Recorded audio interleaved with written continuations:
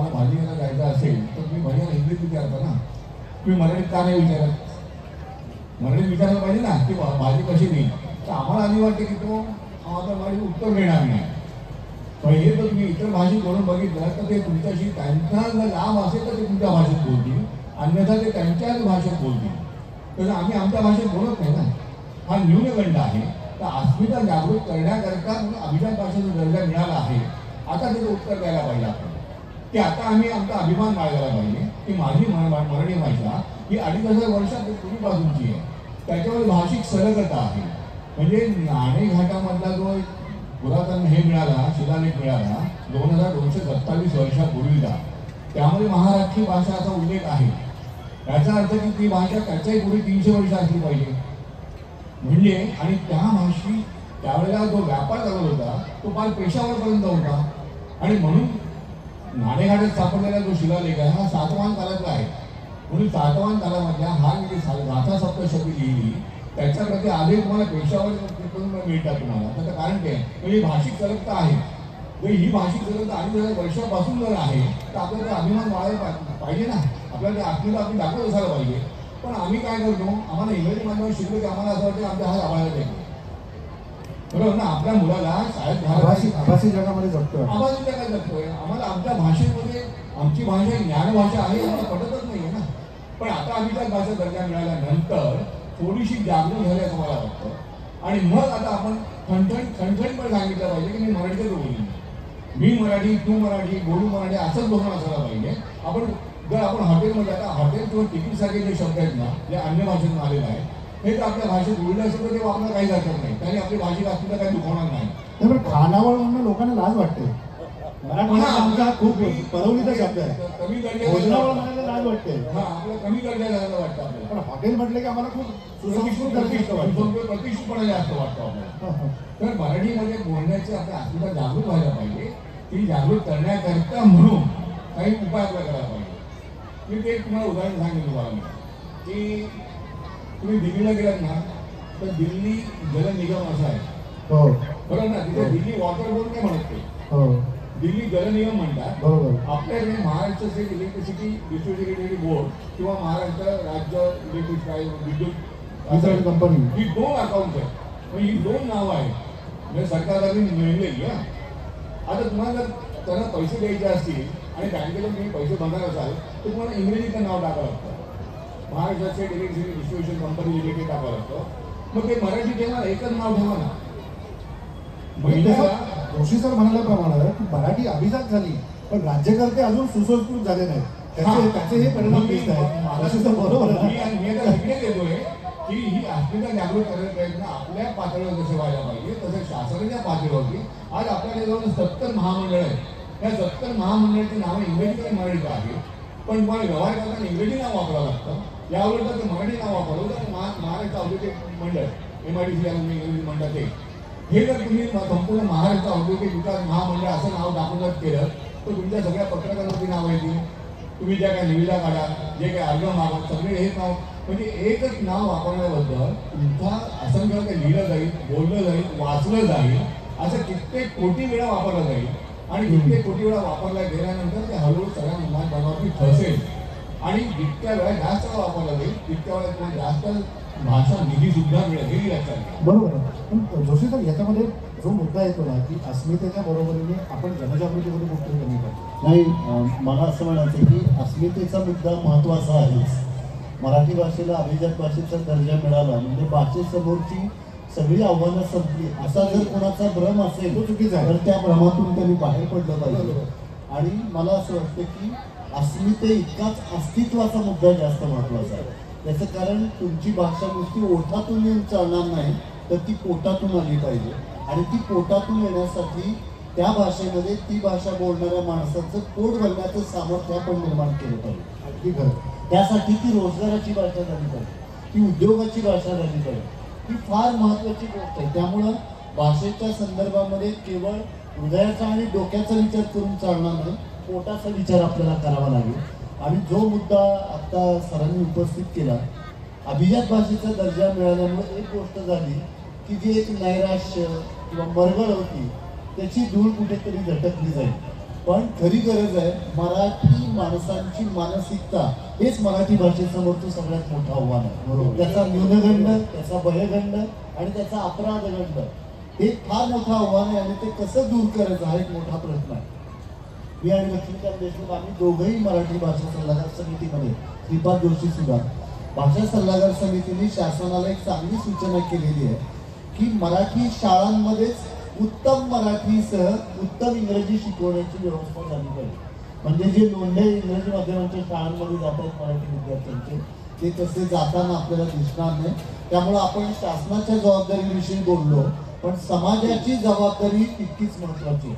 आणि त्यामुळं अभिजात भाषेचा दर्जा मिळाला, आता सगळं काय ते शासनाने बघून घ्यावं अशी जर मराठी माणसांची मानसिकता असेल तर ते चुकीचं आहे. समाज म्हणून आणि प्रत्येक व्यक्ती म्हणून, भाषक म्हणून आपली जी जबाबदारी आहे तिचा आपल्याला गांभीर्याने विचार करावा लागेल. बिलकुल या मुद्द्याशी प्रत्येकाला सहमत व्हावं लागेल.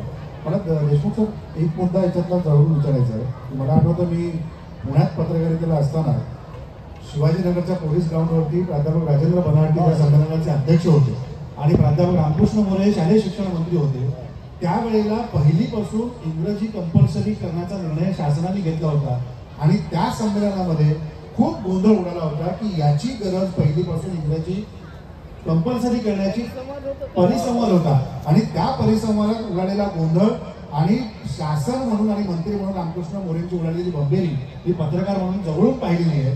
त्यामुळे तुम्ही एक अध्यक्ष होण्याआधी शासनात प्रशासक म्हणून काम केलेलं आहे आणि नंतर त्याच्या सोबतीने साहित्य आणि संस्कृती ही सगळी जपलेलीच आहे.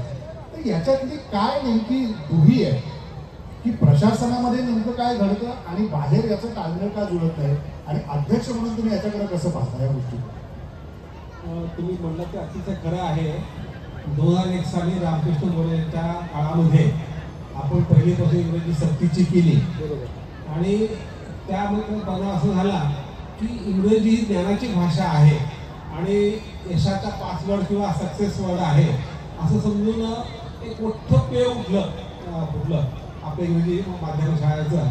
आज अशी अवस्था आहे की महाराष्ट्र आणि तामिळनाडूपासून 40% विद्यार्थी त्या भाषेचे भाषिक असलेले इंग्रजी माध्यमात शिकत आहेत.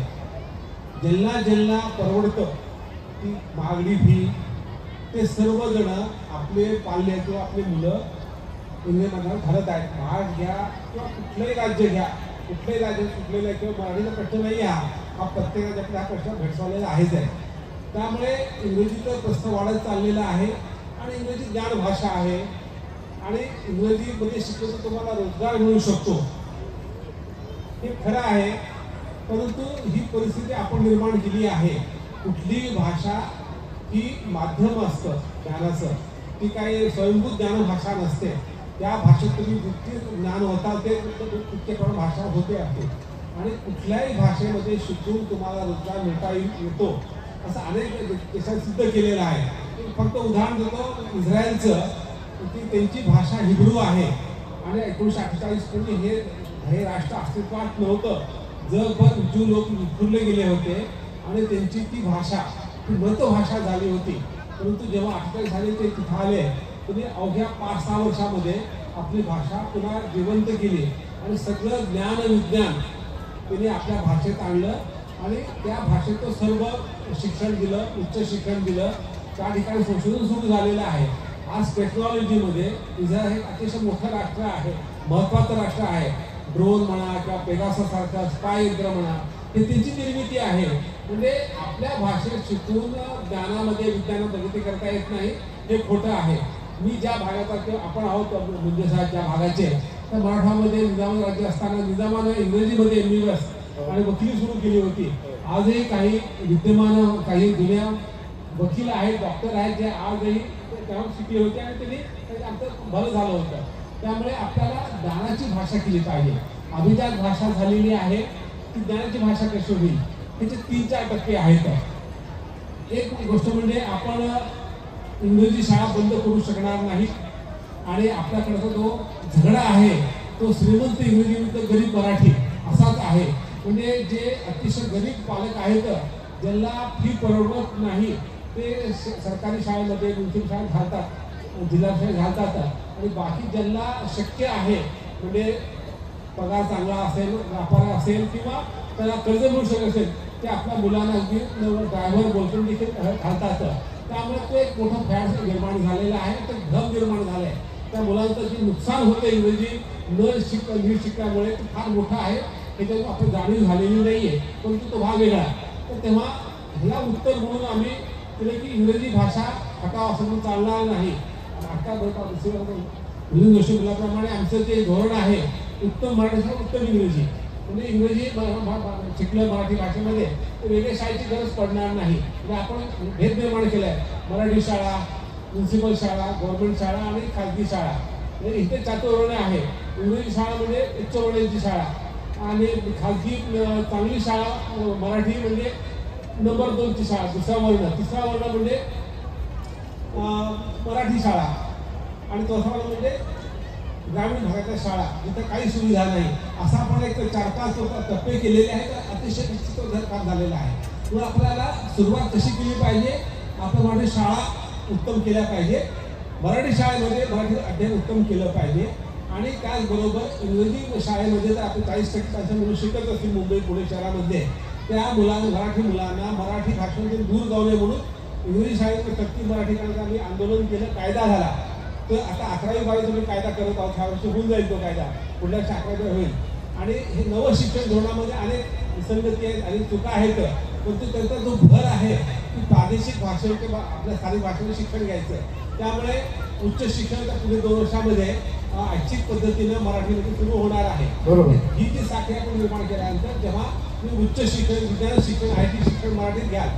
मी मागच्या महिन्यामध्ये नांदेडला गेलो होतो विद्यापीठामध्ये एका व्याख्यानासाठी.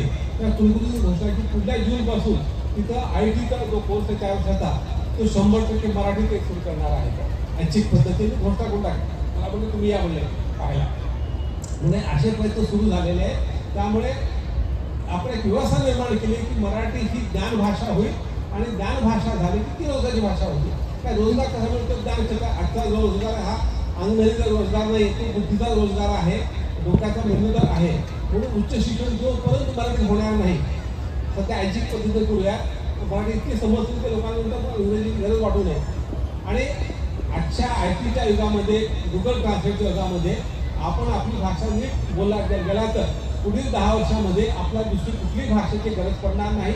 आपण रिअल टाईममध्ये आपण मराठीत बोला, तो माणूस जपानमध्ये बोले, दोघांचा व्यवहार पूर्ण होऊ शकतो. त्यामुळे इंग्रजीची मध्यस्थी किंवा माध्यमाची गरजही पडणार नाही. परंतु त्याला 10-20 वर्षामध्ये आपण मराठीबद्दल जागरूक राहायला पाहिजे, ती उन्नत केली पाहिजे. ती जर उन्नत नाही केली आणि ही संधी आपण गमावली तर मराठी भाषाचं जी अवनती आज अवकाळ आहे ती अधिक अवकाळ प्राप्त होईल आणि मग पुन्हा आपल्याला ती सावरणं अधिक कठीण जाईल. आणि ह्यासाठी बेसिक म्हणजे आपल्या सर्वांनी मराठी भाषेला झटकून टाकला पाहिजे आणि अभिजात भाषेला दर्जा मिळाल्यामुळे होणार आहेत. न्यूनगंड जो आलेला आहे ना, त्याच्यामध्ये मला एक निश्चितपणे सांगायचं, मगाशी तुम्ही उल्लेख केला की श्रीमंत पालक हे इंग्रजी माध्यमाच्या शाळांकडे वळतात, गरीब पालक हे मराठी शाळांकडे वळतात. पण असे अनेक गरीब श्रीमंत आहेत, त्यातला मी एक आहे आणि दोन्ही मुलं मराठी शाळेत शिकतात हे सांगायला मला अभिमान वाटतो. मी IS असताना मुलगा 12वी मराठी शिकलेला आहे. येस, कारण या देशाची नव्हे जगाची गरज आहे की तुम्ही मातृभाषेत जर शिकला. आपण घरामध्ये एकमेकांशी इंग्रजीत बोलतो भाऊ. आज पुण्यामध्ये असे काही घरं आहेत का बाहेर सोसायटीमध्ये किमान 4 घरामध्ये आजोबा, बाप आणि मुलगा इंग्रजी बोलतात. हो, 3 वेळा इंग्लिश शिकत चाललेले आहेत, तरी मराठी नाव सुटले. आणि दुसरा सरांनी जो उल्लेख केला, मला तुम्हाला विचारायचं आहे की हिब्रूचा उल्लेख केला. मी मध्ये मुंबईत फिरत होतो तर इथे डोंगरी परिसरामध्ये भायखळ्याला इस्रायली ज्यू मराठी लोकांची 150 वर्ष जुनी सर एली कदुरी नावाची शाळा आहे, दगडी बिल्डिंग. त्या शाळेला जाऊन मी भेट देऊन आलो. 5000च लोक आहेत देशभरामध्ये ज्यू मराठी, जे आज अस्खलित मराठीत बोलतात. आणि त्यांच्याशी बोलताना हे तुम्हाला लक्षात येत नाही की हा पुण्यातला मराठी माणूस आहे का डोंबिवलीतला मराठी माणूस आहे. इथपर्यंत जर ती मराठी भाषा जिवंत ठेवण्याचा प्रयत्न करत असतील आणि त्या शाळेतली सगळी ट्रस्टिंगची पिढी ही 70 वर्षाच्या पुढची आहे, मग तुम्हाला आम्हाला काय लाजावत आहे की आमच्या मराठीची ही संस्कृती, ही श्रीमंती, हे वैभव संपन्न आलेला वारसा आम्ही मागे का टाकावा. तर आपण त्यासाठी म्हणून किती प्रयत्न करायला हवेत. कारण मानसिकता प्रत्येकाची अशी आहे श्रीपाद जोशींनी सुरू करावं, मग राजेंद्र लोणजे बोलतील. राजेंद्र जोशींनी पुण्यातली सुरुवात करावं, मग देशपांडे डोंबिवलीतून बोलतील. आणि अध्यक्ष म्हणून साहित्य संमेलनाच्या व्यासपीठावरून देशमुखांनी बोलावं, म्हणजे मग आम्ही काहीतरी करू. हे जोपर्यंत संपणार नाही तोपर्यंत ते वैभवशाली परंपरा आपल्याकडे येणार नाही. तुम्हाला काय वाटतं? खूप जास्त कारण आशावादी आहात. नाही, आशावाद हा महाराष्ट्राच्या परंपरेचा भाग आहे, म्हणून आशावादी नाही, व्हावं. मी 55 वर्ष या क्षेत्रामध्ये सगळ्या स्तरातले विशिष्ट सिरीजून काही होत नाही, काही काम होत नाही, अशा काहीतरी काम होऊ शकतं. मी गेले असं राहिलं पाहिजे. मी गेले 55 वर्ष या क्षेत्रात सगळ्या स्तरांमध्ये काम करतो आहे. राज्यकर्त्यांपासून तर सामान्य माणसांपर्यंत वावरतोय. अनेक चळवळीतून आलेले आहे, त्या सामाजिक असतील, सांस्कृतिक असतील, विद्रोही असतील, समांतर असतील. माझा अनुभव असं सांगतो, मी आशावादी याच्याकरता म्हणतो की किमान देशमुख, मिलिंद जोशी, सुरेश देशपांडे, हुंजेंनी काही केलं तर आम्ही करू, असं लोक करतील असं तुम्हाला वाटतं? असं घडलं असतं तर आपल्याला मराठीला अभिजात दर्जा मिळायला इतके वर्ष लागली नसते. पहिला म्हणजे आपल्याला जागवावं लागलं, विशेषतः बहुजन पालकांना. बरोबर. कारण आपल्या राज्यकर्त्यांनी, बहुजन राज्यकर्त्यांनी, बहुजन सामंतवादी राज्यकर्त्यांनी महाराष्ट्रामध्ये सुरुवात, पक्ष कोणताही असो, राज्यकर्ता कोणत्याही पक्षाचा असो, विचारसरणी कुठलीही असो, बियॉन्ड दॅट सगळ्या सामंतवादी राज्यकर्त्यांनी सगळ्यात जास्त नुकसान कशाचं केलं असेल तर ते मराठी भाषा, साहित्य, संस्कृतीचं केलं. हा एक भाग. रामकृष्ण मोऱ्यांना माझ्याच त्या परिसरात प्रश्नांची उत्तर देता आली नाही हे तुम्ही बघितलं. आणि खरं नुकसान जर केलं असेल तर ते तिथून सुरू झालं. त्याच्यावर कळस चढवला सुशीलकुमार शिंदेच्या काळामध्ये. त्यानंतर रामकृष्ण मोऱ्यांनी अजून एक काम केलं होतं, ते तुम्ही विसरला असाल, मी आठवण करून देतो. 11वी 12वीला IT घ्या आणि मराठी सोडा, नाही कोणतीही भाषा सोडा.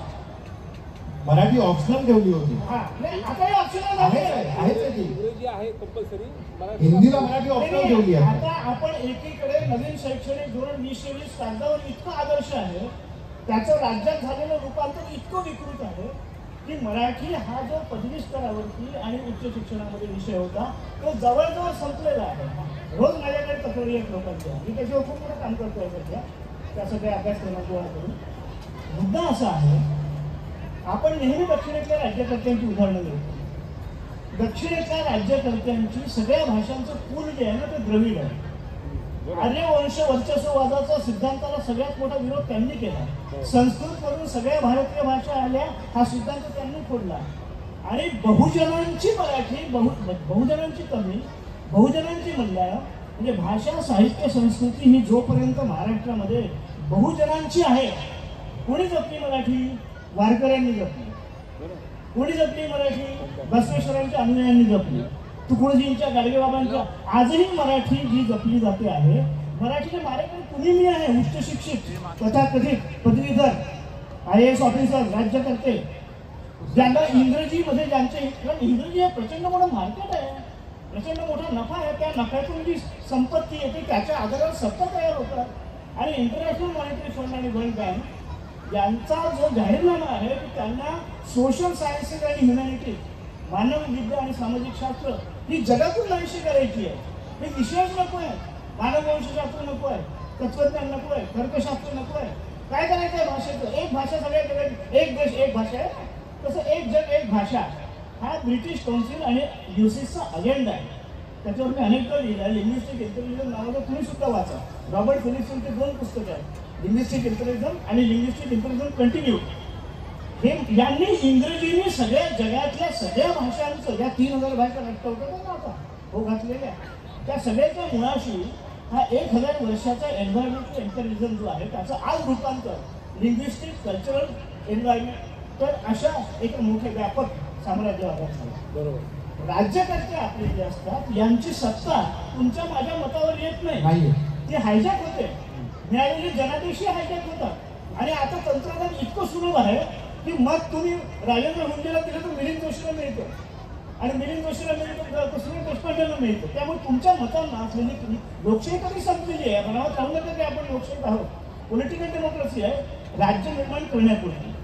आता याच्यामध्ये या राज्यकर्त्यांना जनतेचा आम्ही काय केलं 15 वर्ष महाराष्ट्रामध्ये बहुजन पालकांमध्ये बहुजन सामंतवाद्यांनी, आमच्या साहित्य संस्थांमधल्याही बहुजन सामंतवादी साहित्यिकांनी आणि संस्थांनी जो भ्रम निर्माण केला होता की मराठीचा अजेंडा घेणारे, मराठी विद्यापीठ मागणारे, अभिजात दर्जा मागणारे हा ब्राह्मणी कावा आहे, हे खोडून काढायला आम्हाला 1 दशक लागलं. हाच बहुजन पालक हा प्रबोधित झाला आहे की जर आम्ही प्रश्न हे उपस्थित करतोय ना की इंग्रजीतून ही तर ज्ञान भाषा आहे, विकासाची भाषा आहे, रोजगाराची भाषा आहे, संधीची भाषा आहे, मग जी भाषा इंग्रजी ज्या राष्ट्रांची आहे तिथल्या लोकसंख्येच्या तुलनेमध्ये तिथल्या बेरोजगारीचं प्रमाण किती आहे? व्यस्त आहे, खूपच व्यस्त आहे. किती मोठं आहे? अमेरिकेचं जे दर्शन आपण टीव्हीवर पाहतो त्यापेक्षा अमेरिकन फुटपाथवर राहणारी पॉप्युलेशन आपल्या झोपडपट्ट्याने किती मोठी आहे? खूप मोठी आहे. हे जे शोषणाचं स्वरूप आहे ना, सगळ्यात मोठं शोषणाचं यंत्र जर काही असेल तर तुम्ही स्थानिक माणसांच्या भाषेपासून त्याचा मेंदू तोडून टाका, तुम्हाला त्याला तुरुंगात टाकावंच लागत नाही. ते करून झालेलं आहे.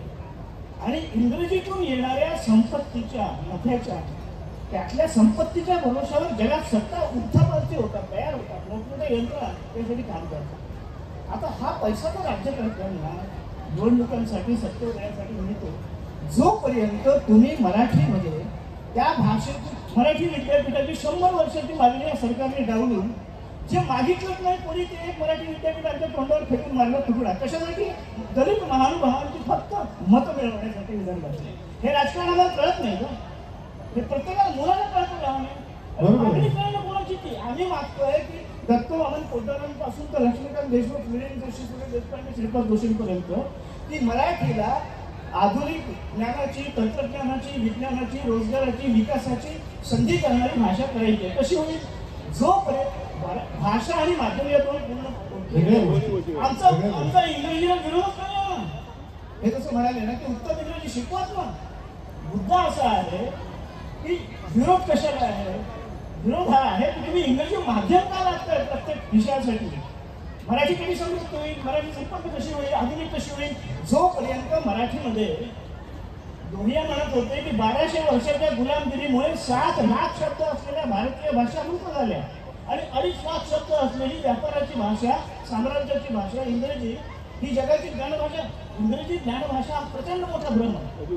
इंग्रजी साहित्य नाही आहे. ते युरोपातल्या, आफ्रिकेतल्या, लॅटिन अमेरिकेतल्या, जगातल्या सगळ्या साहित्याचं इंग्रजीतून फक्त झालेलं रूपांतर. 10% सुद्धा मूळ इंग्रजी नाही आहे. बरोबर. हे मराठी माणसाचे भ्रम हे आपले राज्यकर्ते जे जोपासतात, आपल्या संस्था आणि उच्च शिक्षित जोपासतात. सामान्य तो एक शब्द नाही बोलतो इंग्रजीचा, संपूर्ण मराठीत बोलतो. आपण कोणाला सांगतोय मराठीत बोला म्हणून? हे आपल्याला सांगा. कोण घातलेले, काय घातलेले, तुमच्या माझ्यासारखे घातलेले. मराठी कुणाला बोलायला सांगायची ही सुरुवातच मुळात आपल्यापासून. एक्झॅक्टली. मुद्दा असा आहे, तुमच्या प्रश्नाचं शेवटचं उत्तर असं आहे की मराठीला ज्ञानभाषा करण्यासाठी आधी सगळे विषय त्यांनी हिंदूचे उदाहरण दिले. अरे एक अस्तित्वात नसलेलं राष्ट्र जर वाळवंटातून तेल काढते आणि तुमच्या उडावरती नाचताच आपला साम्राज्यवाद पसरवतोय मध्य आशियामध्ये भाषेच्या भरोशावर. लक्षात ठेवा, त्याचं इस्रायलचं मूळ भाषा आहे. आपल्या भाषेतून हे छोटंसं राष्ट्र, छोटासा समाज हे सगळं आधुनिक ज्ञान, तंत्रज्ञान, विज्ञानचं देऊ शकतं. मराठीसारखं 12 कोटी लोकांचं एवढं मोठं राष्ट्र, 2,500 वर्षांचा इतिहास आहे. तुम्ही या भाषेला मरण पंथाला काय लावतो? याला जबाबदार केवळ मराठी माणूस नाही आहे, मराठी अस्मिता नाही आहे. मराठी अस्मिता केव्हा निर्माण होईल?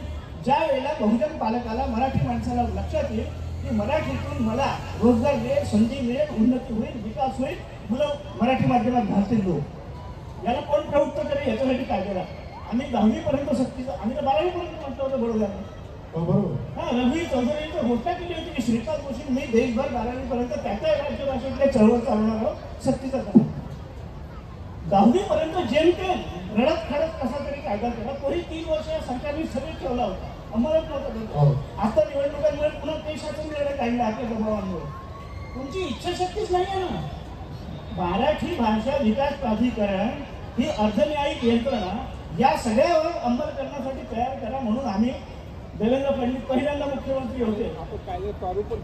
सगळं दिलेलं आहे. दक्षिणेतले सगळे कायदे त्यांच्याकडे पाठवून झालेले आहेत. तुमची जर इच्छाशक्तीच नसेल, हा मुद्दा राजकीय इच्छाशक्तीचा आहे, तेव्हा समाजाच्या इच्छाशक्तीचा नाही आहे. बरोबर आहे. त्यामुळे मराठी भाषिकांचा राज्यकर्त्यांवरती मराठीच्या संबंधात दक्षिणेतल्या, पूर्वेतल्या, पूर्वोत्तर राज्यातल्या, बंगालीसारख्या या भाषांमधल्या राज्यकर्ते आणि तुमच्या आमच्यासारखे लोक यांची जी इंट्रॅक्शन आहे ती महाराष्ट्रात शून्य आहे. तुमचा नगरसेवक, आमदार, खासदार, मंत्री तुमच्याशी कधी संवाद साधतो? तुम्ही त्याच्याशी कधी साधता? म्हणजे तो बोलतो तुमच्याशी, कधी भेट घेतो, कधी समजून घेतो? पाठवलेल्या पत्रांची उत्तर देत नाही सरकार. माझ्या 350 पानांची धोरणावरची पुस्तकं झालं, आता 1000 पानं होणार आहे भाषेच्या प्रश्नावरची. काय करण्यात येतो? दीपक पवार म्हणाला होता आमच्या इथे की श्रीकांत जोशींनी 80 वर्षी त्यांच्या आपण एक मोठा ग्रंथ काढू, फक्त बाकी काही होणार नाही. हे जे नैराश्य तुम्ही निर्माण करता, हतोत्साहित करता कार्य करणाऱ्याला, हतबंद करता तुम्ही त्याला. तरी ही हतबलता दूर करण्यासाठी म्हणूनच आता ती चळवळ पुन्हा एकदा रूप घेण्याची गरज आहे. ऋषी सर, या चळवळीला रूप देत असताना जबाबदारीचं भान काय ठेवलं आहे? आणि मराठीची अस्मिता, जसं सर म्हणतात की ती अस्मिता आणि अस्तित्व, जसा उल्लेख तुम्ही मगाशी केला होता, ही जर अबाधित ठेवायचं असेल आणि सर्वसामान्य झोपडीतल्या पालकापासून ते उंच असलेल्या इमारतीमध्ये राहणाऱ्या पालकांपर्यंत मराठी ही आपलीच भाषा आहे हे रुजवात करण्यासाठी म्हणून काय करावं? पहिल्यांदा 2 मुद्दे अधिक स्पष्ट करतो की मराठी भाषेला अभिजात भाषेचा दर्जा मिळावा यासाठी ज्यावेळेला साहित्य संस्था प्रयत्न करत होत्या तेव्हा आपल्या मराठीतलेच काही लोक त्याला विरोध करत होते आणि सांगत होते आपली भाषा अभिजातच आहे, तिला दर्जा मिळवायची काय गरज आहे. मी त्यांना सरळ विचारलं, तुम्ही PhD साठी संशोधन करता, मग पदवी घेण्याची काय गरज आहे? तुम्ही विद्वान आहात ना, त्याच्यावर शिक्कामोर्तब झालेला. तो विद्यावाचस्पती कशाला पाहिजे? मग शेवटी हा आपल्या अभिमानाचा आणि अस्मितेचा विषय आहे, याचाच त्यांना काही भान नव्हतं. आता काय विचार कलहाला घाबरून असा आगरकरांनी आपल्याला बजावल्यामुळे आपल्याला काही बोलता येत नव्हतं त्यांना. पण आपल्याच लोकांनी त्याला विरोध केला, ही वस्तुस्थिती. आणि दुसरा एक आरोप साहित्य संस्थांच्यावरती केला जात होता की यांना त्या 500 कोटी रुपयांमध्ये त्याचा रस आहे. आम्हाला अजिबात रस नव्हता. आम्हाला त्या 500 कोटी रुपयांपेक्षा अभिमानाचा आणि अस्मितेचा विषय, म्हणून आम्ही अभिजात भाषेच्या दर्जाकडे पाहत होतो. आणि तिसरी महत्वाची गोष्ट याच्यामध्ये अशी आहे की ज्या भाषांना आजवर अभिजात भाषेचा दर्जा मिळालेला आहे त्यांना केंद्र सरकारकडून जेवढी रक्कम मिळायला पाहिजे होती तेवढी मिळालेली नाही. त्यातही दुजाभाव झालेला आहे. 28,000 लोक फक्त संस्कृत भाषा बोलतात, त्यांना 262 कोटी आणि उरलेल्या सगळ्या अभिजात भाषांना मिळून 64 कोटी अशी विषमता त्याच्यामध्ये दिसते. मल्याळमला एक तुकडाही नाही. त्यामुळे इथं पुन्हा राष्ट्रीय इच्छाशक्ती, म्हणजे ज्याच्या बळावरती तुम्ही सगळे स्वप्नांचे इमले बांधता की आम्ही मराठी शाळा सक्षम करू, आम्ही मराठी ग्रंथालय सक्षम करू, त्यासाठी पुन्हा राजकीय इच्छाशक्तीची गरज आहे की त्यांनी तिथे जाऊन ते पैसे आणले पाहिजेत. आमच्या भाषेला दर्जा दिला, आता आमचे पैसे इथे द्या, आम्हाला आमच्या भाषेच्या विकासासाठी ते हवे आहेत. त्यामुळे राजकीय इच्छाशक्ती फार महत्वाची गोष्ट आहे. आणि मला एका गोष्टीचं सामान्य लोकांच्यासाठी आवर्जून सांगायचं आहे की भाषा आणि संस्कृतीची स्पंदनं ही प्रथम मनामध्ये उमटतात आणि नंतर ती उच्चारातून आणि कृतीतून प्रकट होतात. त्यामुळं आपलं भाषाप्रेम हे आंतरिक जाणीवेतून प्रकट झालं पाहिजे आणि त्यासाठी आपल्यातली मराठीपणाची ज्योत तेवत ठेवणं हे फार महत्त्वाचं आहे. आणि ती जर आपण ठेवली तर मला वाटतं की भाषा आणि संस्कृतीची आपल्याला काळजी करावी लागणार नाही.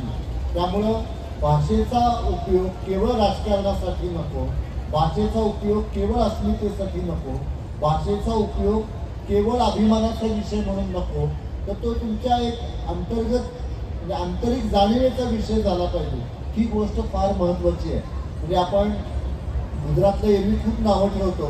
मी माझा अनुभव तुम्हाला एक सांगतो. मी अहमदाबादला गेलो होतो आणि अहमदाबादला गेल्यानंतर माझ्या एका मित्राकडे मी गेलो, त्याच्याकडे एक परदेशी पाहुणा आला होता आणि तो उत्तम गुजराती आणि इंग्रजी बोलत होता. तर मी त्यांना विचारलं की तुम्ही इथे आल्यानंतर हे शिकलात का, काही कोर्स वगैरे केला का? तो म्हणाला नाही. मी अहमदाबाद एअरपोर्टवरून बाहेर पडल्यानंतर मला एक पुस्तिका मिळाली की ज्या पुस्तिकेमध्ये मला इथल्या वास्तव्यामध्ये जेवढं गुजराती बोलायचं आहे ते आणि इंग्रजी अशा प्रकारची पुस्तिका मला मिळाली जी मला या ठिकाणी उपयोगी पडली. अशा प्रकारचे प्रयोग आपण केले पाहिजे. आज आपल्या नुसता पुण्याचा विचार केला किंवा मुंबईचा तर IT हब आपण असं म्हणतो, एवढ्या मोठ्या IT कंपन्या आहेत, त्यामध्ये भारतभरातले वेगवेगळ्या प्रांतातले लोक आलेले आहेत. त्यांना आपली भाषा बोलता आली पाहिजे. म्हणजे त्या दृष्टीने सुद्धा प्रयत्न आपण केले पाहिजे. जसं लक्ष्मीकांत देशमुखांनी सांगितलं की तंत्रज्ञानाचा अधिकाधिक वापर आपण तो केला पाहिजे. आणि मुळामध्ये सामान्य माणसाची इच्छाशक्ती ही फार महत्त्वाची गोष्ट आहे. म्हणजे तुम्ही घोड्याला पाण्यापर्यंत नेऊ शकाल पण त्याला पाणीच प्यायची इच्छा नसेल तर आपण त्याला काही त्याचा चेहरा बुडवू शकत नाही, तोंड बुडवू शकत नाही पाण्यामध्ये. तर या सगळ्या गोष्टींचा आपल्याला विचार करावा लागेल.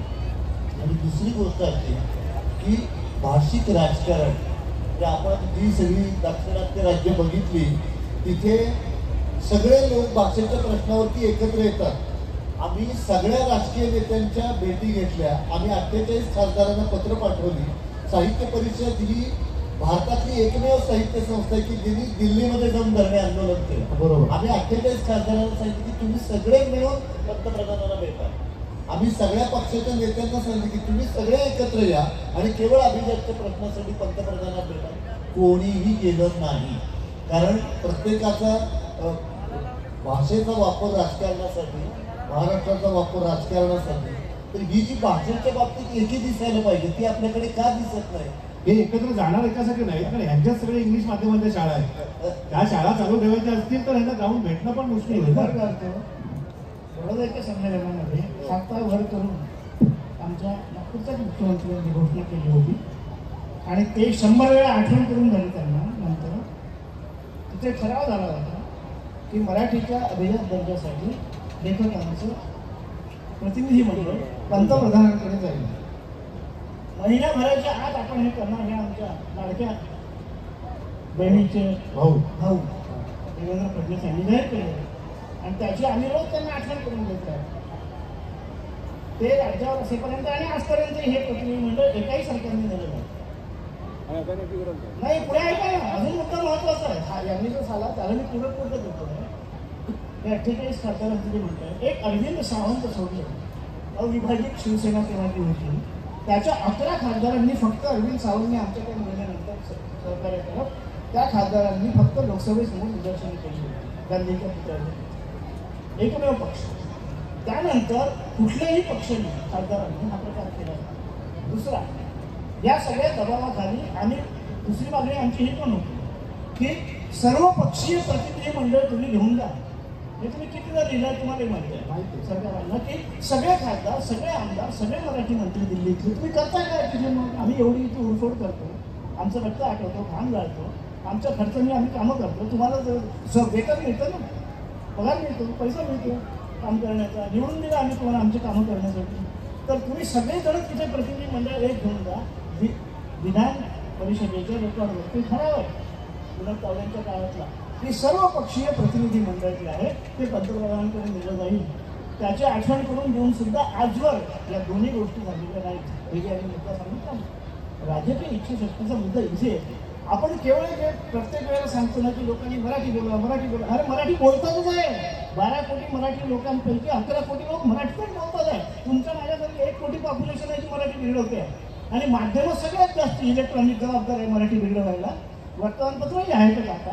परंतु ज्यांनी मराठीचा संस्कार करायचा आहे त्यांना मराठीत विभाग प्रमुखाला पत्र लिहिता येत नाही. मराठी हा शिक्षणाचा दर्जा आहे मराठीच्या.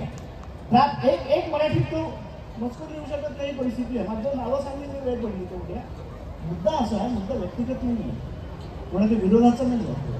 भाषेचं जतन संवर्धनासाठी म्हणून मगाशी मी जे DMKचं उदाहरण दिलं की का आपण दक्षिणेचा वारंवार उल्लेख करतो त्याचं कारण त्यांचं संपूर्ण राजकारण भाषा, साहित्य, संस्कृतीच्या सांस्कृतिक राजकारणाच्या पायावर उभा आहे. केवळ DMK हा पक्ष नव्हता, ते चळवळ होते, द्रविड कळघम होती, हे लक्षात घ्या. आणि त्यांचा सगळा स्वाभिमान जो आला दक्षिणेतला, कारण सगळं दक्षिणात अग्रस्थानीच होतं, त्याच्या पोटातून निघाली सगळे राज्य.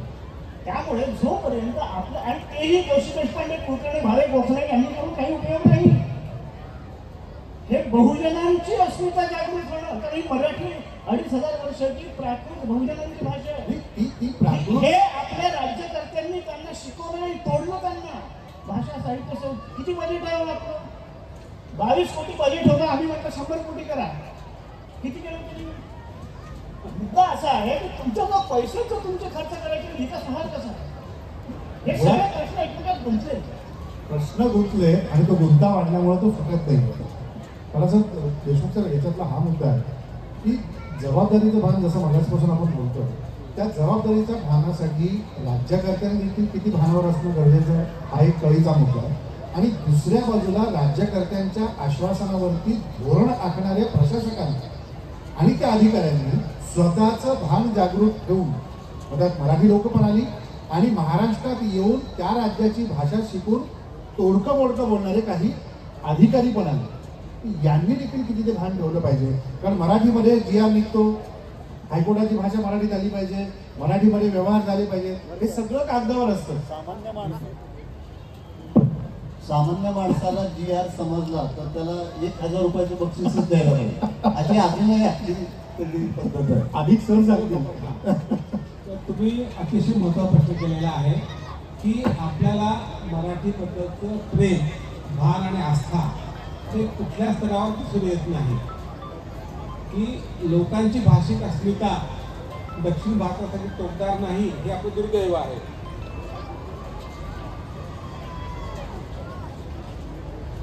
दुर्दैव आहे. त्या आणि जनता जर उदासीन असेल तर राज्यकर्त्यांनी हस्तक्षेप केला पाहिजे, असं माझं एक मत आहे. परंतु इथं तोही प्रश्न आहे की इतर राज्याचं उदाहरण पाहिजे तर त्या ठिकाणी ते लोक, राष्ट्रीय लोक भाषेत खूप संवेदनशील असतात आणि खूप टोकदार असतात. तर महाराष्ट्राच्या राजकीय लोकांनी, राष्ट्रीय पक्षांनी अस्मिता दर्शी व्हावं, त्यासाठी आम्ही साहित्य संस्था प्रयत्न करत आहोत. आणि जेव्हा प्रयत्न केला जातो थोडंफार तर काम होतं. जे काही मराठी भाषा धोरण झालं असं मराठी काय झालं झालेलं आहे, म्हणजे इतकंच काही होणार आहे असं नाही आहे. परंतु त्यासाठी साहित्य संस्था आणि ज्यांना मराठीचं खरं प्रेम आहे त्या लोकांनी एकत्रित काम केलं पाहिजे. आणि हे काम कसं फायरिंग कुठेही करायचं नाही, नेमकं मुद्देशीर केलं पाहिजे आणि ते ब्रह्मास्त्र आपल्याला जपून वापरलं पाहिजे, तर यश मिळू शकतं. आता मराठी भाषा धोरण झाले, 10वी पण मराठी झाले, सक्तीचं 11वी 12वीचा ठराव केलेला आहे, धोरणाशास्त्र मंजूर केलेला आहे, तो होणार आहे. परंतु ह्यामध्ये आपल्याला विचार करताना मराठी अभिजात ही ज्ञानभाषा कशी, अभिजात भाषा, ज्ञानभाषा आणि पर्यायानं रोजगाराची भाषा आणि आजच्या काळामध्ये तंत्रविज्ञानाची IT ची भाषा. मी म्हणतो की मराठी IT ची भाषा, ITत मराठी असलं पाहिजे, मराठी ITत असले पाहिजे, असं आपलं आहे. त्यासाठी सूत्र कसं की पहिल्यांदा आपल्या मराठी शाळा सुधारल्या पाहिजेत, नंबर 1. नंबर 2, शाळेमध्ये 3वी पासून किंवा अगदी बालवयापासून मुलावर मराठी भाषेचे संस्कार वाचनाच्या माध्यमातून केले पाहिजे. त्यासाठी शालेय वाचनालय आपण संबंध केले पाहिजे आणि शिक्षकाला आपण सांगून प्रवृत्त मोटिवेट करून मुलांना गोष्टी सांगणं, पुस्तक वाचायला देणं आणि असा प्रयत्न आपण असं GR काढला, आदेश दिला पाहिजे शिक्षक विभागाला की प्रत्येक मुलांना त्या पुस्तक वाचलं पाहिजे. आणि हे आम्ही नोंद ठेवणारा त्याने पुस्तक वाचा आणि त्याचं सारांश पुस्तक लिहा, म्हणजे मुलं वाचायला लागतील. आणि त्याला दर शनिवारी शुक्रवारी पुस्तक द्या, पुस्तकं वाचा, चाळा, फाटले तरी तुम्हाला दंड होणार नाही असं काळजी घ्या. पुस्तकं वाळली खाण्यापेक्षा मुलाने वाचून जर खराब झालं तर चालू शकेल. एकदा तुम्ही मुलाने 3वी पासून वाचायला सुरुवात केली, एक 5-6 वर्ष तुम्ही वाचायला सुरू केली, पण ती मुलाची वाचायची गोडी कायम राहते. आणि जेव्हा तुम्ही मराठी भाषेमध्ये वाचता आणि अभिव्यक्त होता, मग तुम्ही लिहाल, भाषण कराल, अन्य गोष्टी कराल, बातमीपत्र लिहाल किंवा एखादं तक्रारपत्र लिहाल, हे सगळं सुरू होते. म्हणून वाचन संस्कार महत्त्वाचा आहे. म्हणून प्रत्येक गावामध्ये वाचनालय असलेच पाहिजे आणि खास करून शालेय ग्रंथालय समृद्ध व्हायला पाहिजे. त्यासाठी आम्ही एक प्रयत्न करत आहोत, त्यासाठी त्यांना प्रस्तावही दिलेला आहे आणि आम्ही तो प्रयत्न करून मंजूर करून घेणार आहोत. तर हा एक भाग झाला. आणि आता मगाशी बोलला पण पुन्हा सांगितलं पाहिजे, हा झाला 10वीपर्यंतचा. म्हणजे 10वीपर्यंत सर्व माध्यमिक भाषा मराठी शिकली जाईल, मराठीमध्ये माध्यम प्रश्नच नाही. इंग्रजी, उर्दूमध्ये मराठी आपण सक्तीची केलेली आहे. 11वी 12वीला सक्तीची झाल्यानंतर म्हणजे 12वीपर्यंत प्रत्येक मुलगा मराठी शिकेल, इंग्रजी बरोबर शिकेल आणि तो 12पर्यंत शिकेल, तो आपली भाषा नक्की बोलेल, वाचेल, मराठी नाटक, सिनेमा बघू शकेल. तर ते मराठीची जी नाळ असती ती तुटली जाणार नाही. म्हणून भाषेतून जी संस्कृती असते, मराठी संस्कृती मराठी भाषेची संलग्न आहे, त्यातून तो पारखा होणार नाही, हे आम्ही लक्षात घेणार होतं. आणि आता नव्या शिक्षण धोरणाप्रमाणे आपल्या मातृभाषेमध्ये त्या राज्य भाषेमध्ये शिक्षण सुरू होणार आहे. त्यात बरंचसं काम चाललेलं आहे. त्यासाठी आपण बरेचसं भाषांतर पाठ्यपुस्तक करत आहोत. तेव्हा पुढील 2-3 वर्षामध्ये उच्च शिक्षण हे एक ऐच्छिक पद्धतीने पर्यायी स्वरूपामध्ये प्रत्येकामध्ये सुरू होणार आहे. एकदा ते सुरू झालं आणि त्या ठिकाणी आपण गुणवत्ता पाहिली आणि त्या भाषेत शिकल्यानंतर त्या मुलाला दुजा भाव न करता इंग्रजी तुलनेमध्ये त्या रोजगार मिळत गेला, तर आपण तो मराठी जर करेल ना तर मराठी शिकून मला रोजगार मिळणार असेल तर मी काही गरज पडणार नाही, ह्या पद्धतीने विचार केला पाहिजे. ही जी साखळी आहे ही साखळी झाल्याखेरी एकच मिनिट संपवतो. ही साखळी पूर्ण झाल्यानंतर मराठी अभिजात मराठी भाषा ही आजची ज्ञान भाषा होईल, ती आजच्या तरुणाची IT ची भाषा होईल. आणि हे झालं की मग ती रोजगारची भाषा मला वेळ लागणार नाही. हे सगळं प्राथमिक शाळेपासून वाचन संस्कृतीपासून 11वी 12वी पण मराठी शिकणं आणि उच्च शिक्षण मराठीमध्ये उपलब्ध करून देणं, त्यासाठी अनुवाद अकादमी करून मराठी पुस्तकामध्ये सर्व ज्ञान आणणं आणि मराठी शिकल्यानंतर त्या मुलाला प्राधान्य देणं नोकऱ्यामध्ये सरकारी, हे जर आपण करू शकलो तर निश्चितच भाषा मराठी ही ज्ञानभाषा रोजगार होणार आहे. त्यांनी शालेय ग्रंथचा जो मुद्दा मांडला त्याच्यात तुम्हाला फक्त माहिती देतो, 40,000 शाळांमध्ये ग्रंथपाल नाही. हो, त्याच्यावर मी आत्ता लिहिलेले बोललेले व्हिडिओ केलेला आहे. 3,818 एवढी ग्रंथपालांची पदं, त्यातली 2600 हे यातले निवृत्त झालेली जी आहेत, तर निवृत्त होईल तशी ती पदं व्यापकत होतील असा शासन निर्णय आहे. अनेक लोक निवृत्त झाले, पदरिकामी नवीन पदांचा मुद्दाच नाही आहे. 1300 लोक अर्धवेळ ग्रंथपाल आहेत, त्यामुळे त्यांना पगार किती आहे लक्षात घ्या. 40,000 शाळांमध्ये ग्रंथपाल आज नाहीत, ही वस्तुस्थिती आहे. आता ही जी जर शाळेत ग्रंथपालच नाही तर वाचनाचा तासाला कोण येणार? पुस्तकांची खरेदीच नाही, खरेदीसाठी पैसा नाही. शालेय ग्रंथालयातली पुस्तकं धुळक्यात पडलेली आहे, ती मुलांपर्यंत पोहोचत नाही. मुलांवर वाचन संस्कारच नाही आहे. तुम्ही ग्रंथालयात पदच देत नाही, त्यामुळे आधीची पदं निर्माण आपली वस्तुस्थिती आहे. प्रत्येकासाठी आम्ही एक प्रस्ताव दिलेला आहे, शास्त्रीय विचार करत आहे. आता तो विषय खूप मोठा झाला. आपण मुख्य मुद्दा काय आहे की शालेय ग्रंथासक्त व्हायला पाहिजे आणि मुलाला वाचन व्हायला पाहिजे, हा मुद्दा आहे.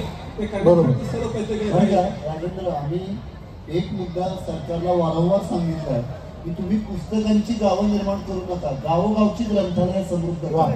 हा महत्वाचा मुद्दा आहे, कारण गावामध्ये जे ग्रंथपाल आहेत त्यांना बांधकाम मजुरांपेक्षा कमी पगार आहे. आणि आम्हाला हे सांगताना आमची मान शर्मेने खाली जाते की आपण महाराष्ट्र इतकं पुढारलेलं पुरोगामी राज्य असं म्हणतो. त्यामुळं पुस्तकांची गावं निर्माण करू नका, कारण पुस्तकांच्या गावामध्ये लोक पर्यटन म्हणून जातात, वाचन म्हणून जात नाही. आणि सामान्य माणसाला पुस्तकांच्या गावाला जाणं शक्य होईल असं नाही. गावागावातली ग्रंथालये शोधा, त्यातली जी अति दुबळी आहेत, त्यापेक्षा दुबळी आहेत, त्यापेक्षा सक्षम आहेत, त्यानुसार त्यांची तुम्ही चिकित्सा करा, त्यांची तपासणी करा आणि त्यांना कसं सक्षम करता येईल याचा विचार करा. हे फार महत्वाचं आहे. अगदी खरं आहे देशपांडे सर. मगापासून एक विषय आपण बघितला की मराठी भाषा ही रोजगाराची भाषा व्हायला पाहिजे, ज्ञानभाषा व्हायला पाहिजे, ही 100% खरी गोष्ट आहे. कशी होणार नाही? दोन गोष्टी आहेत, शासनाच्या पातळीवरील आणि लोकांच्या पातळीवर. शासन जिथे सक्ती करू शकतं तिथे सक्ती आहे की 10वी 12वीपर्यंत मराठी, पहिलीपासून 10वीपर्यंत मराठी सक्ती करता आहे, ठीक आहे. पण जिथे सक्ती करता येईल अशा ठिकाणी काय करता येईल? शासन त्यांना प्रोत्साहन देऊ शकेल, शासन त्यांना अनुदान देऊ शकेल, शासन त्यांना पुरस्कार देऊ शकेल.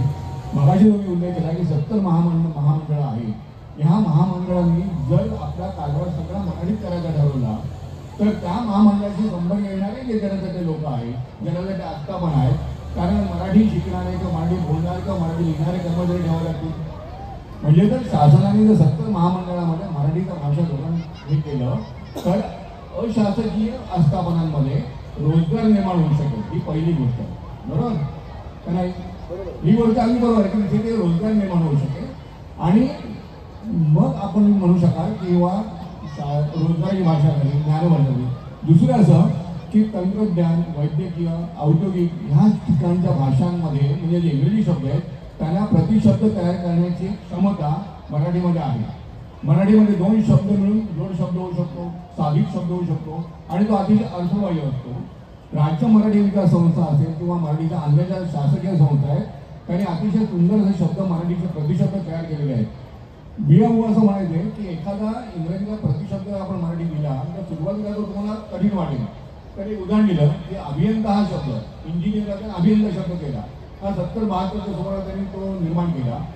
लोकांना सुरुवातीला कळायचं ना अभियंता म्हणजे काय, परंतु आता अभियंता म्हणजे इंजिनियर कळतं. पेनड्राईव्ह ह्या शब्दाला आज संगणक आपण कॉम्प्युटर म्हणतो. संगणक मराठी शब्द आला, संगणकीय शब्द आला, वैद्यकीय शब्द येऊ शकतात. पेनड्राईव्हला संवाही असा अतिशय अर्थपूर्ण असा शब्द तयार केलेला आहे. मग संवाही अशा पूर्वी 10 वेळा लिहिला, 10 वेळा बोललो, 10 वेळा उच्चारला किंवा मी टाईप केलं कॉम्प्युटर संकलित केलं म्हणजे उमटवलं तर ते शब्द भाषेमध्ये रुळतील आणि मग ही मी म्हणता तशी मराठी भाषा ही ज्ञानभाषा होईल आणि एकदा ती ज्ञानभाषा झाली की रोजगाराची भाषा होईल. आज जगातले जे रशियासारखे देश आहेत, फ्रान्ससारखे देश आहेत, चीनसारखे देश आहेत, जपानसारखे देश आहेत जे आपल्या पुढे त्यांची भाषा इंग्रजी नाही, परंतु त्यांनी इंग्रजी भाषेचे सगळे शब्द आपल्या भाषेत आणून आपल्या भाषेतून त्यांनी सगळं ज्ञान दिलं आणि आज हे अतिशय प्रगत देश म्हणून ज्ञान मिळवत आहेत. आपला जे प्रश्न असा आहे की आपली ही बहुभाषा असलेलं राष्ट्र आहे. बहुभाषा असा हरकत नाही ना. प्रत्येक भाषेमध्ये तुम्ही प्रत्येक भाषेत समुदाय नवीन शब्द आत्मसात करण्याची, नवीन शब्द निर्माण करण्याची क्षमता प्रत्येक भाषेमध्ये आहे. आता हा झाला आपला प्रयत्न, परंतु जनतेने काय करायला पाहिजे? मराठी भाषांचं शाळांचं तुम्ही स्वरूप बदलून टाका ना. आज मराठी शाळांचं स्वरूप काय अतिशय दयनीय स्वरूप आहे की तिथे मुलांना पाठवा तुम्हाला लाल वाटेल, तुम्हाला मोडलेले बाग असतात, तुटलेल्या भिंती असतात, कोपरे निघालेल्या भिंती असतात, चांगले शिक्षक नाहीत. इंग्रजी शाळेमध्ये गेल्यानंतर जी काही प्रतिष्ठा मला मिळाली अशा लोकांचा जो भ्रम आहे तो भ्रम नाहीसा करून मराठी शाळेमध्ये जाण्याकरता निदान मराठी शाळेची परिस्थिती सुधारायला पाहिजे. ही प्रतिष्ठा मिळाली म्हणण्यापेक्षा ती खोटी प्रतिष्ठा आभासी जगाप्रमाणे स्वतःभोवती निर्माण करून घेतलेली त्यांनी चौकट आहे. पण याचं कारण सांगतो, याचं कारण असं सांगतो की अनेक लोकांच्या घरामध्ये काम करणाऱ्या काही बायका येत असतील भांडी घासायला किंवा बाकी घर पुसायला, तर त्या बायका म्हणतात माझा मुलगा इंग्लिश मिडियममध्ये जातो. हो, आणि अभिमानाने काय सांगतात माझा मुलगा इंग्लिश मिडियमला जातो आणि त्या घरातली बाई आणि ती मोलकरीण दोघी इंग्लिश मधल्या आंतरसंवादामध्ये एकमेकांशी बोलत असतात. हे कुठलं कौशल्य आहे आपलं आणि हे कुठलं वैभव मिळवतोय आपण की आम्ही आमच्या घरामध्ये तोडक्या भाषेमध्ये इंग्लिश बोलतो.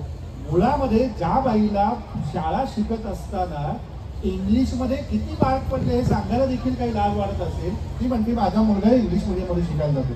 ही कोणती अभिमानाची गोष्ट आहे? खोटी प्रतिष्ठा मिळवून आपण आपल्याला फसवतोय हे लक्षात घेतलं पाहिजे. म्हणून पण मराठी शाळेकडे त्यांना जर मुलांना आणायचं असेल किंवा पालकांना आपल्या मुलांना मराठी शाळेत घालावं असं वाटत असेल तर निदान मराठी शाळेची अवस्था, रस्त्याची व्यवस्था म्हणा, शिक्षकांची म्हणा, आणखीन एक आहे इंग्रजी शाळेमधला जो एक युनिफॉर्म असतो, त्यांचा गणवेश असतो, बूट असतात, काय असतात, अशा प्रकारचे एक भ्रामक आकर्षण असतं किंवा ही शाळा म्हणजे अरे ग्रेट शाळा असं काही नाही आहे. पण निदान मराठी शाळेमध्ये जाईल किंवा मराठी शाळेची परिस्थिती तशी निर्माण करायला पाहिजे आणि जो अभिजात भाषा दर्जा मिळाला म्हणून जो काही निधी येईल तो निधी वाचनालय आणि शाळांची परिस्थिती सुधारण्याकरता वापरूया असं मला वाटतं. एक मिनिट दुसरं एक मिनिट मला एक मुद्दा इथं जरूर आणायचा आहे. निधीचा मुद्दा लोकांना स्पष्ट करा आधी दाखवा. अरे निधीचा मुद्दा मगापासून आपण बोलतोय, मी येतो परत शेवटी त्या एक पैसा येणार नाहीये, एक पैसा येणार नाहीये. तो मुद्दा इथल्या संवादाचा झाला, तो येईल की नंतरचा झाला. जसं सुरुवातीला आपण म्हणालो की अशावर द्यायला हरकत नाही. राज्य आहे 10 वर्षात मल्याळमला एक पैसा आलेला नाही, लक्षात ठेवा. निधीची दिल्याला हरकत नाही, परंतु निधी दिल्याने म्हणून आपण काम काय असं न करता आज हा सर्वात श्रीमंत राज्य आहे आणि आपल्या 500 कोटी काढणं. आता जर आपण लाडक्या बहिणीसाठी 45,000 कोटी खर्च करत असू तर एक 500 कोटी मराठीसाठी द्यायला काय अडचण आहे आपल्याला. आपण अधिक श्रीमंत आहे म्हणून निधीसाठी नाही, त्यासाठी लाडकी भाषा योजना राबवली.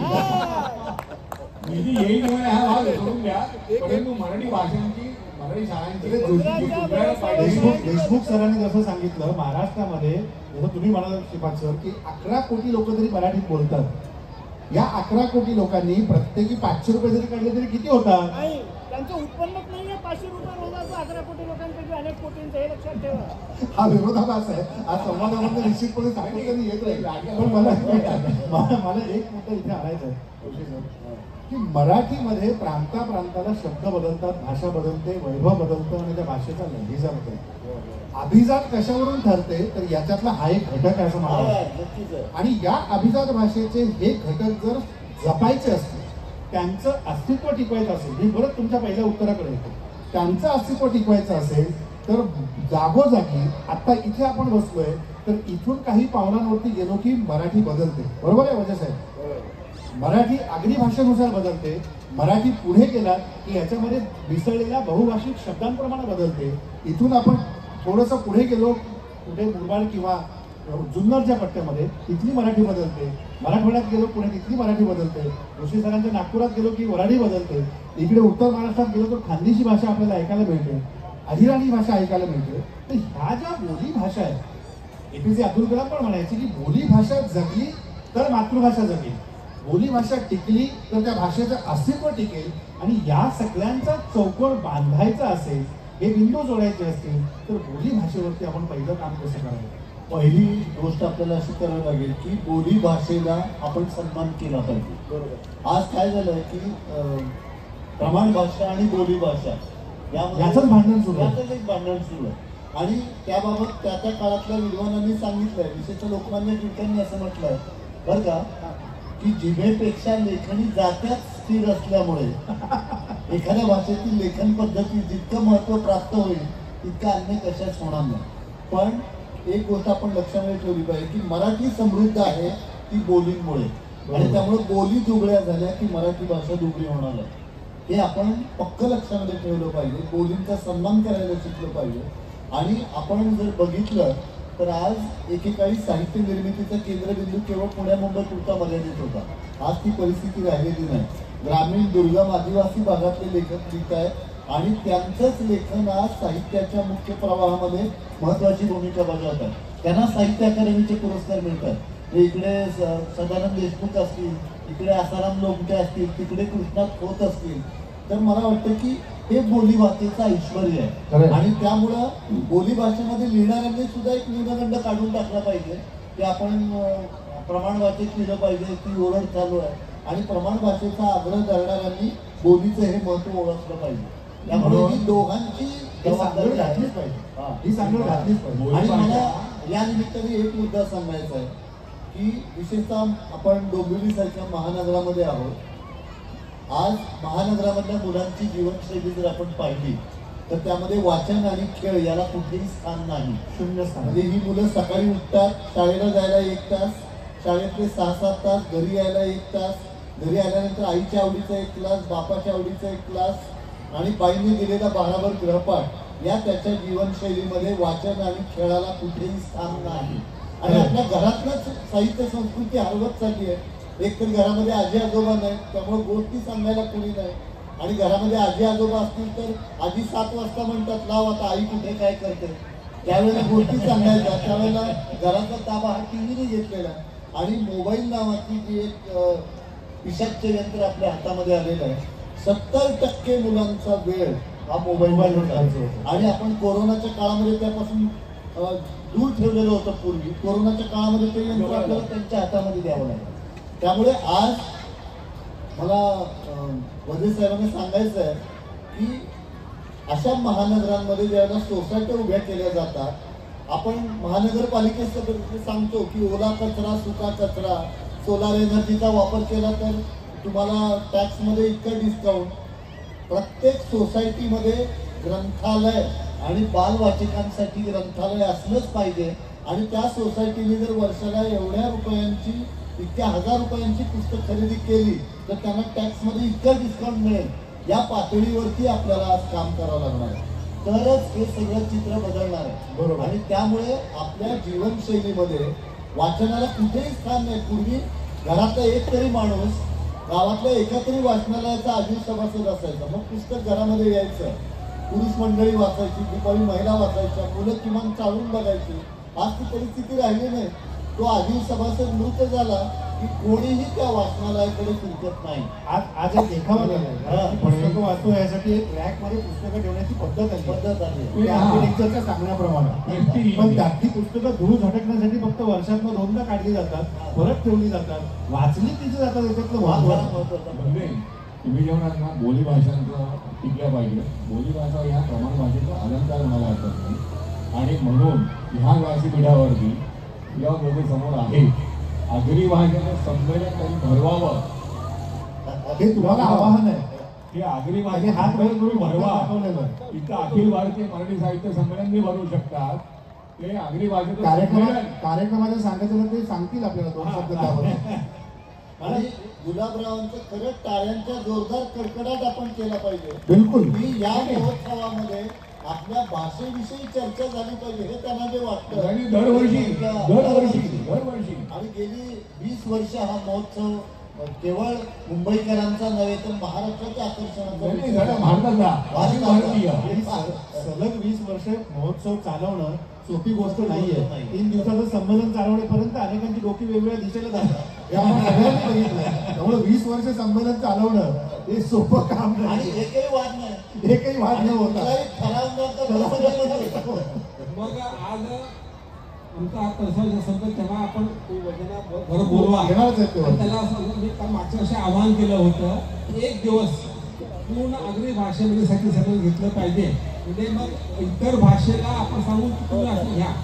आणि बोली भाषेचा विषय निघालेला आहे. मी फक्त अतिशय सूत्रपद सांगतो, एका मिनिटात सांगतो की बोली भाषेचं जतन संवर्धन केलं पाहिजे. त्यासाठी मराठी भाषा प्रोव्हिजन केलेली आहे आणि प्रत्येक विद्यापीठाला निधी देऊन त्यांच्या परिसरात प्रत्येक जिल्ह्यामध्ये ज्या ज्या बोली भाषा आहेत त्याचं संशोधन, जतन, डॉक्युमेंटेशन, त्यांचे लोकगीतं, त्यांचा ॲक्सेंट कसा आहे, त्यांची धर्मविधी कशी आहे, त्यांचे लग्नविधी कशी आहेत, मैत्याची विधी कशी आहे, त्याचं करावं. आणि त्यांचे काही शब्दकोश, त्यांचे वाक्यप्रचार हे करण्यासाठी आपण प्रत्येक विद्यापीठाला प्राधिकृत केलेलं आहे. आणि त्याच्यामुळे प्रत्येक जितके जिल्हे असतील त्याचे हे काम होणार आहे. आणि त्या बोली भाषेमध्ये जे उत्तम शब्द आहेत ते प्रमाण मराठी भाषेला स्वीकारून प्रमाण मराठी भाषा ही सुबोध भाषा झाली पाहिजे. त्याचं प्रमाणत्व कायम ठेवून तरच ते खऱ्या अर्थानं ती प्रमाण असलेली सुबोध भाषा ज्ञान भाषा व्हायला मदत होऊ शकते. बिलकुल. अगदी थोडक्यात बोली भाषेच्या संदर्भातला आपण मुद्दा होता. खूप आपण महत्त्वाचा समारोप करू. खूप महत्त्वाचा मुद्दा आहे. मला अतिशय अभिमान वाटतो हे सांगायला की आमच्या विदर्भातल्या एका शिक्षणाधिकाऱ्याने 12 आदिवासी भाषांमध्ये बालभारतीचा अनुवाद करून ते शिकवायला सुरुवात केली आहे. वा. हे प्रत्येक अधिकाऱ्यांनी करायला हवं. हे करणारे अधिकारी नाही आहेत आपल्याजवळ. हा एक भाग. याच्याकरता राजकीय इच्छाशक्ती किंवा राज्यकर्ते म्हणजे अधिकारी नाही आहेत असं नाही जोशीदा. अधिकारी आहेत पण ती मानसिकता झाली पाहिजे. नाही, त्यांना कामही करून दिलं जात नाही, आपण वेगळा मुद्दा. परंतु हे उदाहरण मी याकरता दिलं की गोंडी, कोलामी, झाडी, पोवारी. आता झाडी किंवा पोवारी हा हिंदी आणि मराठीच्या जवळ अधिक आहे. पण गोंडी, कोलामी या समाजातला बंजारा यातला जो अतिशय तळागाळातला माणूस आहे त्याच्याकरता मराठी परकीय भाषा, फॉरेन लँग्वेज. त्यामुळे त्याला ती विदेशी भाषा शिकवण्याची जी आमची भाषा विज्ञानातली तंत्र आणि कौशल्य आहे त्या पद्धतीने शिकवली गेली पाहिजे. ती मराठी मुलाला जशी तुम्ही मराठी शिकवता तशी शिकून उपयोग नाही. याच्यासाठी विभा सुवर्णांनी मुंबईच्या जर्मन विभागाच्या प्रमुख खूप अप्रतिम काम केलेलं आहे. मराठी अमराठी माणसांना मराठी शिकवण्याची जी काही मॉडेल्स तयार केलेली आहे. आता बोली आणि प्रमाणचा जो मुद्दा आहे याच्यामध्ये प्रमाण भाषा म्हणजे ब्राह्मणी भाषा हा पुन्हा महाराष्ट्रामध्ये निर्माण झालेला प्रचंड मोठा जो गुन्हा. प्रमाण भाषा म्हणजे काय? प्रमाण भाषेचं मी नेहमी सांगली भाषा विज्ञानाचा माणूस आहे. मुळामध्ये एक लक्षात घ्या, माझा आग्रह जो आहे 8वी पासून मी आमच्या समितीने म्हटलं की 8वी पासून भाषा विज्ञान शिकवा. तुम्ही भाषा शिकवतच नाहीये. आपण एम ए मराठी आहोत, आपण एम ए हिंदी लिटरेचर आहोत, आपण एम ए इंग्लिश, आपण साहित्य शिकवतो. भाषा केंद्रीय आपल्या ना साहित्य संस्कृती मंडळ आहे ना सरकारचं केवळ राज्य मराठी विकास संस्था जिला काम करून दिलं जात नाही, पैसा दिला जात नाही. भाषा केंद्रीय आपलं शिक्षण नाही. आपण साहित्य हा भाषेचा फक्त 10 ते 15% व्यवहार आहे. 90% भाषा व्यवहार हा साहित्यबाह्य आहे आणि तो उपयोगित आहे आणि तो 90% जनतेचा आहे. तुम्ही साहित्याचं एकच रूप हे सर्वश्रेष्ठ रूप असं लागल्यामुळे आणि अनुनासिक आम्ही तर फेकून दिले अनुनासिक विदर्भाने. परंतु हे या रूपामुळे काय झालं, 90% जनतेला दुय्यम नागरिकत्व आणि न्यूनगंड निर्माण झाला. तो मुद्दा सुरेश देशपांडेंनी मांडला. प्रमाण भाषेचं महत्त्व काय आहे? आता जेवढ्या बोलींचा आपण उल्लेख केला तुम्ही, या सगळ्यांना एकमेकांमध्ये संवाद साधता यावा, सुलभरित्या त्यांचं दळणवळणाचे नियम आहेत ते भाषिक फक्त ट्रॅफिकचे तुम्ही दळणवळणाचे नियम जर पाळले नाही तर जसे हाडं मोडतील तसे भाषेचे नियम पाळल्यामुळे भाषेचे जे हाडं मोडतात आणि आत्मा दुखावतो तो दिसत नाही. तुमचं हाड मोडलेलं दिसतं. हे जे अपघात रस्त्यावर होता, तुम्ही हे भाषिक प्रमाण भाषेचे नियम न पाळल्यामुळे दळणवळणाचे अपघात होतात भाषिक, त्याचं तुम्हाला काहीच वाटत नाही कारण तुम्हाला इजा होत नाही. याचा अर्थ सरळ सरळ असा आहे की जसं सरळ सुचवत आहे की इतकंच महत्व आहे प्रमाण भाषेत. रस्त्यावरती मोठमोठे बोर्ड असतात की त्या बोर्डावरती तुम्ही जर तुमची नजर चुकली तर अपघात होतो. एक्झॅक्टली. तसंच तुम्ही तुमच्या भाषेचा जो प्रमाण दिलेला आहे किंवा भाषेचं वैभव दिलेलं आहे, याचा जर लकवा आपल्याला बसला तर आयुष्याची दिशा चुकू शकते. ह्या गाभा एका लक्षात ठेवा. आणि याच्या व्यतिरिक्त प्रमाण भाषेचं महत्व अकारण वाढवू नये, अतिरिक्त वाढवू नये. याच्यापेक्षा त्याला दुसरा अर्थच नाहीये. दळणवळण सुलभ व्हावं. दळणवळण भाषेचं सुलभ झालं पाहिजे. या मुद्द्यावरतीच आपण नाही, ह्या फक्त एकच मुद्दा काय करायचा आहे, प्रमाण भाषेचं महत्त्व राहणार आहे, पण बोली भाषेचा बळी देऊ नाही हे लक्षात घ्या. हे महत्त्वाचं. बोली भाषा टिकली पाहिजे आणि प्रमाण भाषा ही कायद्यासाठी, न्यायव्यवस्थेसाठी, विज्ञानासाठी लागते. कारण प्रमाण भाषा कशी काटेकोर मागतो त्याचा एकच अर्थ निघाला पाहिजे. विज्ञानाचा एकच अर्थ असतो, कायद्याचा अर्थ असतो. ती गरज आहे. म्हणून काही चक्रांना पण भाषेची गरज आहे, परंतु आम व्यवहारासाठी आपल्याला बोली भाषेची समृद्धी घेऊन प्रमाण भाषा सुबोध केली पाहिजे. म्हणजे प्रमाण भाषा आज रुजलेली आहे सगळ्या भारतामध्ये, ती आपण डिस्कार्ड करून चालणार नाहीये, परंतु आपल्या बोली भाषा कामा नाही. बोली भाषेचं चांगली सगळं आपण केलं तर आपली भाषा ही अधिक गोड होईल, अधिक प्रभावी होईल आणि लोकांच्या संवादी साधन होऊ शकेल. आणि त्याचबरोबर त्यातून मग प्रमाण भाषा लोकांना कळू शकेल आणि प्रमाण भाषा विज्ञान वाढू शकेल. अगदी खरं आहे की प्रमाण भाषा असेल किंवा बोली भाषा असेल, मराठी अभिजात झाल्यानंतर या दोन्हीचं महत्त्व तितकंच टिकलं पाहिजे.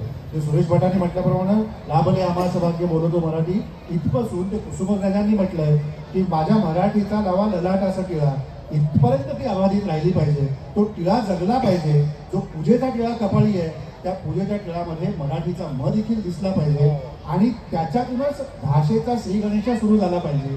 गंधाचं बोट फक्त डोक्याला लावण्यापुरतं नसता कामा नये, तर त्याच बोटाने मराठीचा म आणि श्री गणेशा देखील लिहिला गेला पाहिजे.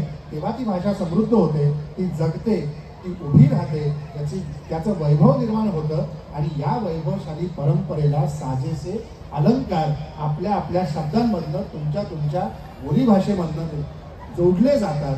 त्याकरता म्हणून मराठीला वैभव प्राप्त झालेलं आहेच, पण ते टिकवण्यासाठी तुम्ही आम्ही फक्त संवादातून नाही, परिसंवादातून नाही, कडक भाषणातून नाही, तर त्याच कडक शब्दामधनं स्वतःमध्ये रुजवात करून माझं चुकलं तर मी माझाच कान पकडला पाहिजे, मी यांचा कान पकडून चालणार नाही, मी यांना बोट दाखवून चालणार नाही किंवा 4 बोट तुम्हाला दाखवून चालणार नाही, तर शासनकर्ते निवडून देणारे आपणच आहोत, राज्यकर्त्यांना निवडून देणारे बटन दाबणारे आपणच आहोत आणि भाषा जी समृद्ध करायची आहे त्याला असमृद्ध करणारे लेखणीदारक आपणच आहोत. हे जोपर्यंत आपल्याला कळणार नाही आणि हे जोपर्यंत आपल्याला समजणार नाही तोपर्यंत भाषेचं महत्त्व एका चौकटीपुरतं मर्यादित राहील.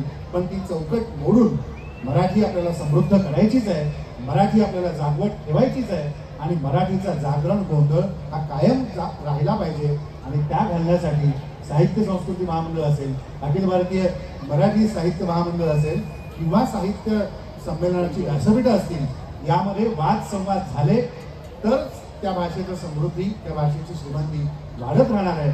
संवाद विसंवाद होऊन विकोपाला न जाता त्याला फक्त आपल्याला समृद्ध करण्याकरता म्हणून एकवटण्यासाठी प्रत्येकाने प्रयत्न करणं गरजेचं आहे. आणि इतक्या सुंदर संवादाच्या या विषयाचा ठेवला त्याबद्दल आगरी युथ फोरमचे मी मनापासून आभार मानतो आणि गुलाबभोजनसाठी सगळ्यांनी जोरदार टाळ्या वाजवूया आणि सर्व सहभागी मान्यवरांचे मी मनापासून आभार मानतो की आपण खूप छान मतं या ठिकाणी व्यक्त केली. मी थांबतो. धन्यवाद. मराठीत बोलू आणि मराठीत जगू. येणार आहेत ना गुलाबराव वर येतात व्यासपीठावर आणि या सगळ्यांनी केलेल्या मागण्यांचं उत्तर त्यांनाच द्यावं लागणार आहे, त्यामुळं व्यासपीठ त्यांचं आहे. गुलाबराव येतात, आले. गुलाबराव ज्यांना मी मागच्या वर्षी विनंती केली होती, मी पुन्हा एकदा त्यांना आठवण देणार आहे. ते हे नक्की करू शकते. फार छोटं काम आहे, जो 1 आठवडाभर अगदी महोत्सव घेऊ शकतो. एक 500 लोकांसाठी एका हॉलमध्ये अगदी साहित्य संमेलन घेणं अवघड होणार नाहीये. तर तुम्ही आज जाहीर करावं असं आम्हाला आग्रह सांगायचं आहे. तुम्ही आपण आता संवाद सांगा, लोकांशी चर्चा करा, बोला काय बोलायचं ते, परंतु हे देखील तुम्ही बोलला तर आम्हाला जाताना आनंद होईल आणि तो आगरी महोत्सव पाहायला आम्ही सोबत बसून दिवस थांबवतो आणि तुमच्या आगरी भाषेच्या सौंदर्याचा आणि त्या भाषेच्या नादलहरीचा आम्ही आस्वाद घ्यायला पाहिजे. त्या उत्सुक आहोत की आम्हाला ही संधी तुम्ही केव्हा देणार आहात हे आम्हाला सांगावं अशी विनंती करायची तुम्हाला. आजचं असलेल्या आदरणीय व्यासपीठ साहित्य क्षेत्रामध्ये दिग्गज असलेली सर्व मंडळी ज्यांनी 90वा अखिल भारतीय मराठी साहित्य संमेलन डोंबिवलीमध्ये येऊन सर्वांच्या सहकार्याने आपण संपन्न केला आणि प्रत्येक वर्षी या व्यासपीठावरती साहित्यिकाविषयी साहित्यिकाच्या मार्गदर्शनासाठी आपण परिसंवाद करत असतो. निश्चितच मागच्या वर्षी सुद्धा देशमुख साहेब आले होते. त्यांची भूमिका हे वारंवार मला कधी फोनवरती बोलत असं सांगत असतात की आपल्याला आगरी भाषेमध्ये आगरी बोली भाषेमध्ये एक दिवसाचं बोलणं, एक दिवसाची कविता, एक म्हणजे परिसंवाद कार्यक्रम म्हणजे पूर्ण दिवस ते आपण सर रेकॉर्ड करायचं आणि त्याचं आगरी पद्धतीचं जे पुस्तक आहे ते पुस्तक तयार करूया आणि ती सुरुवात तुम्ही करू. हे मागच्या वर्षी सुद्धा त्यांनी सांगितलं होतं. यावर्षी जरा आम्ही बिझी होतो, इलेक्शन होतं, सगळ्याच गोष्टी होत्या, परंतु यावर्षी निश्चितच तुम्हाला आम्ही हा प्रयोग आपल्या सर्वांच्या उपस्थितीत करू या निश्चितच सांगू इच्छितो आणि निश्चितच आगरी भाषेला आपण पुढे नेण्याचा प्रयत्न करू. धन्यवाद. धन्यवाद.